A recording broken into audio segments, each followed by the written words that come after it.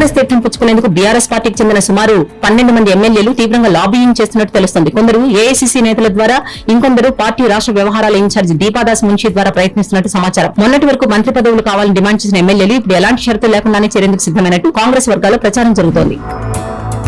రాష్ట్ర ముఖ్యమంత్రి రేవంత్ రెడ్డిపై బీఆర్ఎస్ వర్కింగ్ ప్రెసిడెంట్ కేటీఆర్ వ్యంగ్యాస్త్రాలు సంధించారు. కంప్యూటర్లను కనిపెట్టడం, మళ్లీ వాటిని ఆవిష్కరించడంలో సీఎం రేవంత్ రెడ్డి బిజీగా ఉన్నారని, దీంతో పాటు ఢిల్లీ భాషలను ప్రసన్నం చేసుకునేందుకు విమానాలు ఎక్కే పనిలో నిమగ్నమై ఉన్నారని కేటీఆర్ విమర్శించారు. అయితే సీఎం తన విధులను విస్మరిస్తున్నారని ఎవరైనా ఒకరు ఈ పాలమూరు బిడ్డకు గుర్తు చేయాలన్నారు కేటీఆర్.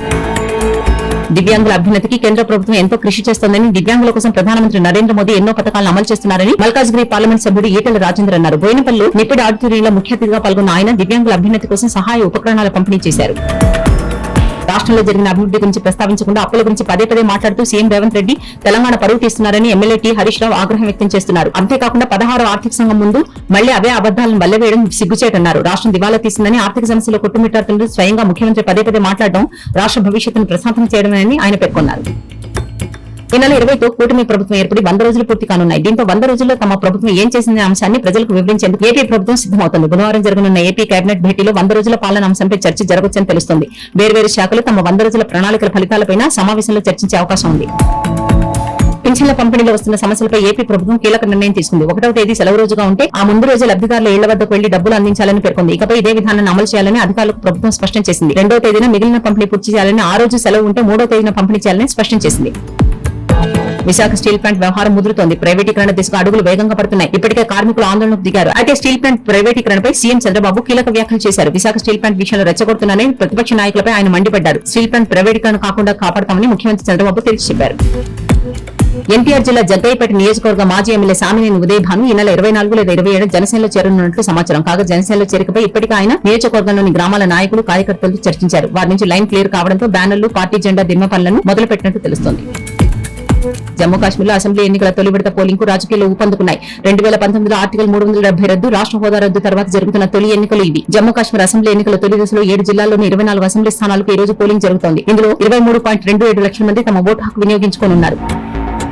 డీఎంకే పార్టీ ఏర్పాటే 75 ఏళ్లు పూర్తయిన సందర్భంగా కార్యకర్తలను ఉద్దేశించి స్టాలిన్ మాట్లాడుతూ డీఎంకే పార్టీ సేవలు మరో శతాబ్దానికి అవసరమని, 2026 అసెంబ్లీ ఎన్నికల పార్టీకి అపూర్వ విజయాన్ని అందించాలని స్టాలిన్ పార్టీ కార్యకర్తలను కోరారు. కేంద్రం నుండి కొద్దిపాటి నిధుల ప్రవాహం మాత్రమే ఉన్నప్పటికీ విభిన్న రంగాలలో గణనీయమైన విజయాన్ని సాధిస్తున్నామని, పూర్తి ఆర్థిక కేటాయింపులు జరిగితే తమిళనాడును దేశంలోని అత్యుత్తమ రాష్ట్రంగా తీర్చిదిద్దగలమని ముఖ్యమంత్రి స్టాలిన్ వెల్లడించారు.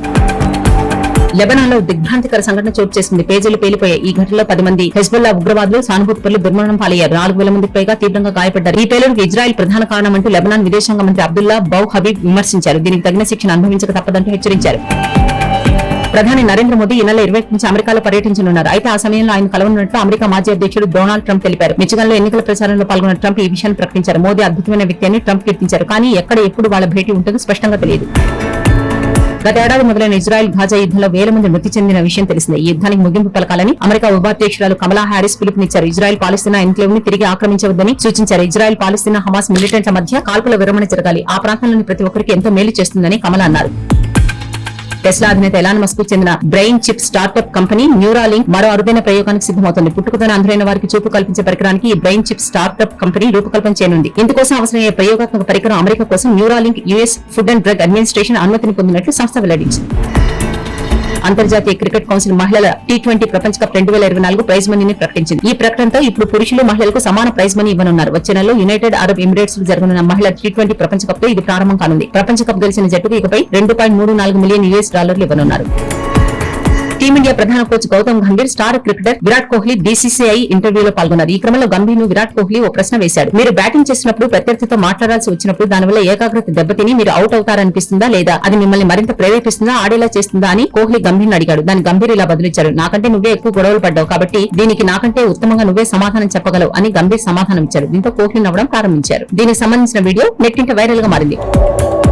పురుషుల హాకీ ఆసియా ఛాంపియన్స్ ట్రోఫీ ఫైనల్లో భారత్ చైనాను 1-0 గోల్స్ తేడాతో ఓడించి 5వ ఆసియా ఛాంపియన్ గా నిలిచింది. నిన్న జరిగిన ఫైనల్లో భారత్ చైనాపై నేరో మార్జిన్ తో విజయం సాధించింది. ఉత్కంఠభరితంగా సాగిన తుది సమరంలో జుగ్రాజ్ సింగ్ 51 నిమిషంలో గోల్ వేసి భారత్ కు ఆధిక్యాన్ని అందించాడు.